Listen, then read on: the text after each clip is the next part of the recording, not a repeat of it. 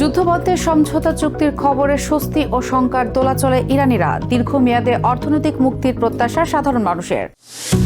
আমেরিকার ইরান চুক্তিতে ইসরায়েলিদের ক্ষোভ, নেতানিয়াহুর ব্যর্থতা নিয়ে রাজনৈতিক মহলে কঠোর সমালোচনা।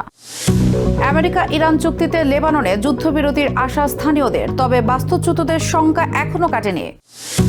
গাজা নিহতের সংখ্যা পৌঁছালো ৭৩,০০০-এ। তেহরান ওয়াশিংটন চুক্তি থেকে বাদ পড়ায় হতাশ প্যালেস্টিনিয়ানরা। ইরান ইউএস চুক্তিকে স্বাগত জানিয়ে স্থায়ী শান্তির প্রত্যাশা করছে মধ্যপ্রাচ্যের বিভিন্ন দেশ। মধ্যপ্রাচ্যের রাজনৈতিক, অর্থনৈতিক সহ সবশেষ খবরাখবর আপনাদের সামনে এক নজরে তুলে ধরছি আমি রেশমা আহমেদ।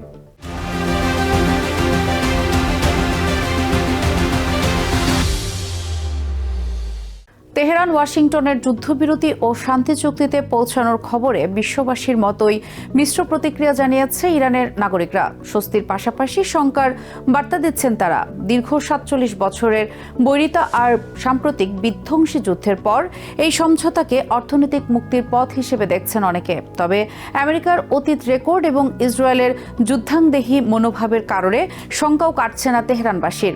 আগামী শুক্রবার সুইজারল্যান্ডে এই ঐতিহাসিক সমঝোতার স্বাক্ষরের কথা থাকলেও লেবাননে ইসরায়েলি হামলা অব্যাহত থাকায় সংশয় রয়ে গেছে। ফেব্রুয়ারি থেকে শুরু হওয়া রক্তক্ষয়ী সংঘাত আর জ্বালানি বাজারের অস্থিরতার অবসান ঘটাতে অবশেষে এক টেবিলে ওয়াশিংটন ও তেহরান। শান্তি চুক্তির খবর প্রকাশের পর সোমবার ইরানের রাজধানীতে সাধারণ মানুষের চোখে মুখে ছিল স্বস্তির ছাপ। পাশাপাশি ওয়াশিংটনের উপর অনাস্থার ফলে গভীর এক অনিশ্চয়তাও ধরা পড়ে ইরানিদের চোখে মুখে। যদি ইরানের অধিকার এবং জাতীয় স্বার্থ সংরক্ষিত হয়, তবে আলোচনার মাধ্যমেই সমাধানই সবচেয়ে ভালো পথ। এতে দেশের অর্থনীতি গতি পাবে, আমদানি রপ্তানি বাড়বে। ৪৭ বছর পর আমাদের দেশ সমৃদ্ধির সুযোগ পেয়েছে। শান্তি ও স্থিতিশীলতা সবার জন্যই মঙ্গলজনক। কিন্তু আমেরিকানরা কোনো কিছুর ধার ধারে না। বিশ্বে তাদের রেকর্ডও খুব খারাপ। ইসরায়েল বা আমেরিকা কেউই বিশ্বাসযোগ্য নয়। এই সমঝোতার আওতায় কৌশলগত গুরুত্বপূর্ণ হরমুজ প্রণালী আবারও উন্মুক্ত হচ্ছে, যার ফলে বিশ্ববাজারে তেলের দাম কমতে শুরু করেছে। তবে যুদ্ধের অবসান এবং অবরোধ প্রত্যাহারের প্রাথমিক চুক্তিতে পৌঁছালেও পরমাণু কর্মসূচির ভবিষ্যৎ, ইরানের উপর আরোপিত নিষেধাজ্ঞার পূর্ণাঙ্গ প্রত্যাহার নিয়ে আলোচনা তোলা হয়েছে পরবর্তী ৬০ দিনের জন্য। ফলে সাধারণ নাগরিকদের মতে আন্তর্জাতিক বাণিজ্যে পূর্ণ স্বাধীনতা না পাওয়া পর্যন্ত এই স্বস্তি টেকসই হবে না। অন্য দেশ আমাদের স্বার্থ রক্ষা করে দেবে এমন আশা করা বাস্তবসম্মত নয়। তবে অবরোধ পুরোপুরি প্রত্যাহার এবং আটকে থাকা সম্পদ ফেরত দিলে এই সুযোগ তৈরি হতে পারে। আন্তর্জাতিক বাজারে ইরানের অবাধ বাণিজ্যের সুযোগই হবে আসল বিজয়। তবে এই শান্তি প্রক্রিয়ায় বড় বাধা হয়ে দাঁড়িয়েছে লেবাননে হামলার বিষয়টি। ইসরায়েল ও হিজবুল্লাহর পাল্টাপাল্টি হামলা অব্যাহত থাকায় চুক্তির ভবিষ্যৎ নিয়ে শঙ্কা থেকেই যাচ্ছে। নেজাতের মতে ইসরায়েল নিজেকে এই চুক্তিতে দায়বদ্ধ মনে করে না, যা আবারও উত্তেজনা বাড়িয়ে তুলতে পারে। Jaber Mahmudul, TVN24 news desk. Iran আমেরিকার শান্তি চুক্তির রূপরেখা ঘোষণার পর ইসরায়েল জুড়ে ছড়িয়ে পড়েছে তীব্র ক্ষোভ আর সংশয়। দেশটির বিরোধী রাজনৈতিক থেকে শুরু করে জনমনেও চুক্তির কার্যকারিতা ও ইসরায়েলের ভবিষ্যৎ নিয়ে প্রশ্ন উঠেছে। বিরোধী নেতা ইয়ার গোলান, আইজেনকোট, নাফতালি বেনেট সহ অনেকেই একে নেতানিয়াহুর রাজনৈতিক পরাজয় হিসেবে দেখছেন। সাধারণ ইসরায়েলিরা বলছেন এই চুক্তি আমেরিকান স্বার্থের অনুকূলে এবং ইসরায়েলের জন্য বিপর্যয়। এমনকি নেতানিয়াহু প্রশাসনের মন্ত্রীরাও নাখোশ তেহরান ওয়াশিংটনের এই সমঝোতায়। তেহরান ওয়াশিংটনের মধ্যকার বহুল প্রতীক্ষিত যুদ্ধবিরতি চুক্তির খসড়া ঘোষণার পর থেকেই উত্তপ্ত ইসরায়েল। মধ্যপ্রাচ্যে দীর্ঘদিনের সংকট নিরসনে একে বড় অগ্রগতি বলা হলেও সাধারণ ইসরায়েলিদের মাঝে ভর করেছে গভীর অবিশ্বাস। নিজেদের ভবিষ্যৎ নিয়ে চিন্তিত ইসরায়েলিদের সন্দেহ এই চুক্তির স্থায়িত্ব নিয়ে। আমার মনে হয় না এটা টিকবে, কারণ ইরান ইসরায়েলকে ধ্বংস করার শপথ নিয়েছে। ইরানের সাথে চুক্তি করা মানে তাদের লক্ষ্য পূরণে কিছুটা সময় দেয়া। আমি নিজেও শান্তি চাই, কিন্তু এই চুক্তি স্থায়ী হবে না।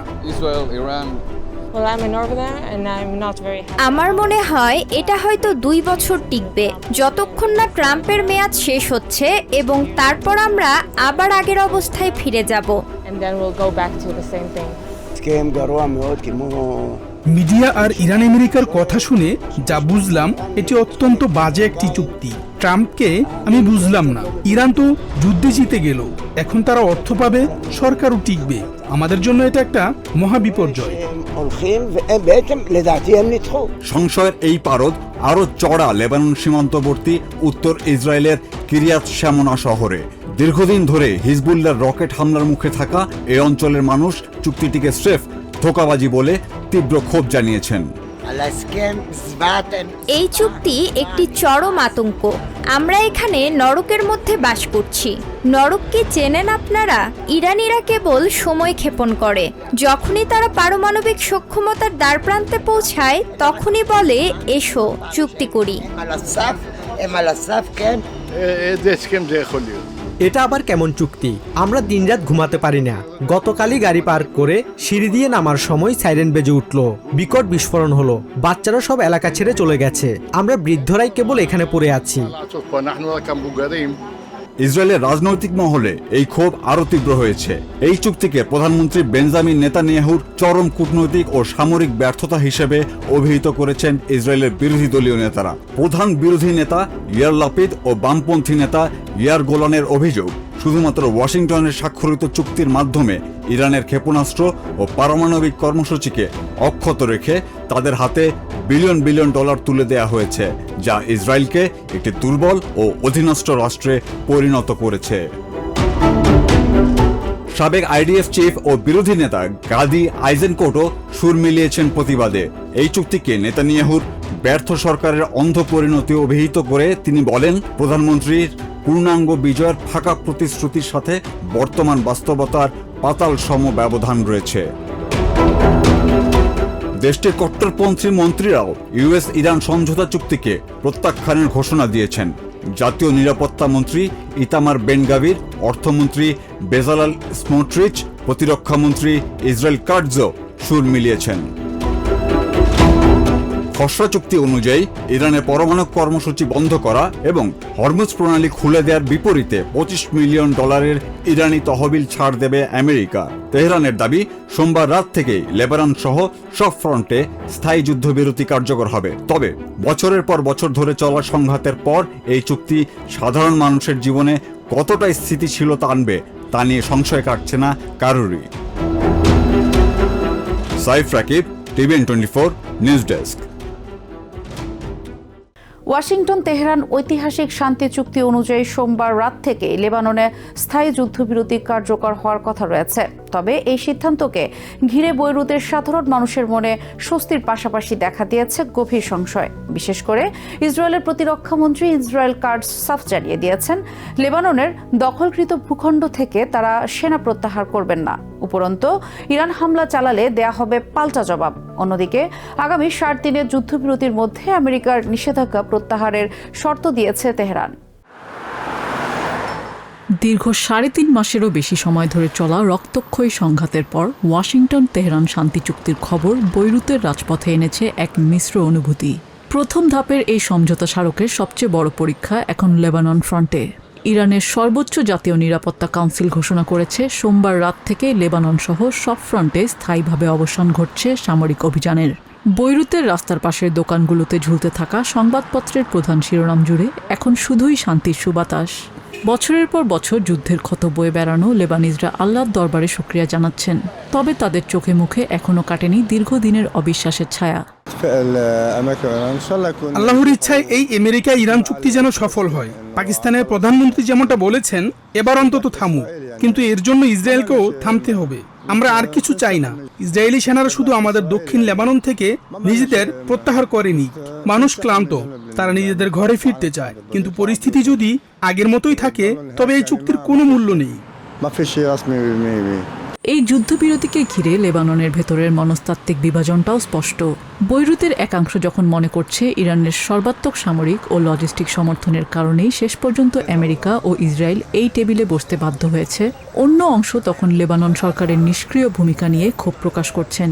বছরের পর বছর ধরে যুদ্ধবিরতি শব্দের আড়ালে ধ্বংসযজ্ঞ দেখতে দেখতে ক্লান্ত সাধারণ মানুষ এখন আর কোনো রাজনৈতিক প্রতিশ্রুতিকে শতভাগ বিশ্বাস করতে পারছেন না। যুদ্ধবিরতির কথা শুনছি, আল্লাহর ইচ্ছায় এটা যেন সত্যি হয়। কিন্তু সত্যি বলতে আমরা যুদ্ধবিরতি বিশ্বাস করি না। বিগত কত মাস ধরেই তো শুনছি যুদ্ধবিরতি চলছে, অথচ লেবাননের অবস্থা দেখুন, মুখে বলে যুদ্ধবিরতি আর বাস্তবে চারপাশে শুধু ধ্বংসযজ্ঞ। এর বাইরে আর কি বা বলার আছে? আমি অন্তত আর বিশ্বাস করতে পারছি না।